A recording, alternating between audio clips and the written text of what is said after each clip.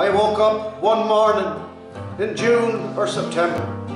I lay on my bed and I could not remember the name of my wife, who I've known all my life. I stared at the wall but I could not recall it.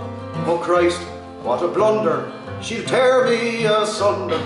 You know when the name's on the tip of your tongue, and you sigh and you frown, and you're scratching your crown, but you find you just cannot recall. Was it Bridget or Bridie, or Mary or Brenda? I'm sure now 'twas something that starts with an N. Something like Nora, does it end with an O? Just you better find out if she finds you don't know. I'm inclined to construe she might take a dim view. She's a bit of a stickler, she's kind of particular. What was it, Christ? I'm in serious trouble. I don't know, 'twas something that starts with a W. Her weight was a Kate, in fact that's fair Sarah. What the hell was her name? No, at all. For the rest of my life I'll be washing the dishes. They can't call her darling, we make her suspicious.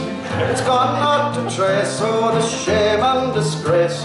I remember her face, I just can't put the name to it. Jean, Kathleen, or no, maybe it was Grace. Just then I remembered, thanks be to Jesus, spare me such grief, oh good God, the relief. I must write it down anymore. Ah, Penelope. How could I forget you? Penelope. Or, Jesus, how do you pronounce it? It's Penelope. Penelope. No trouble. There's P's and there's E's, and there's N's and there's O's. There's E's in the middle, Asher Christ only knows. What else could it be? Only Penelope. That's it. Or I'm out by a mile, sure that he could be silent. Oh God, there's no hope if I say Penelope. It's not Penelope, no, it sounds a bit ropey. A lover's what counts, and such a name to pronounce. Penelope, Penelope, Penelope.